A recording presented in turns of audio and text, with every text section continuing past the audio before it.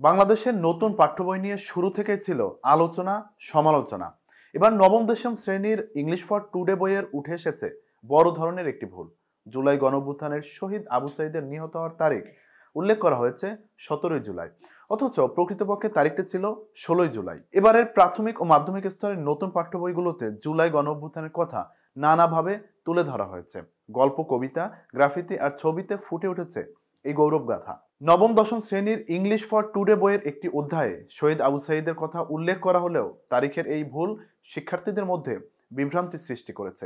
নবম দশম শ্রেণীর বাংলা সাহিত্য বইয়ে আমাদের নতুন গৌরবগাথা নামের প্রবন্ধে শহীদ আবু সাইদের সঠিক তারিখটি উল্লেখ করা হয়েছে, কিন্তু ইংলিশ ফর টুডে বইয়ের এই বিভ্রান্তিকর তথ্য পাঠ্যপুস্তক প্রণয়ন প্রক্রিয়ার দিকে নতুন করে প্রশ্ন তুলছে। ইংলিশ ফর টুডে বইয়ে শহীদ আবু সাইদের নিহত হওয়ার তারিখে ভুল থাকার বিষয়ে জানতে চাইলে জাতীয় শিক্ষাক্রম ও পাঠ্যপুস্তক বোর্ডের চেয়ারম্যান অধ্যাপক এ.কে.এম. রিয়াজুল হাসান বলেন, এ বিষয়ে একটি সংশোধনী দেওয়া হবে।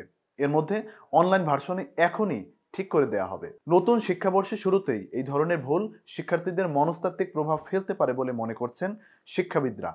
এনসিটিবির সংশোধনী প্রক্রিয়া দ্রুত শেষ হলেও এ বিষয়ে আরও সতর্ক হওয়ার দাবি জানিয়েছেন অভিভাবকরা।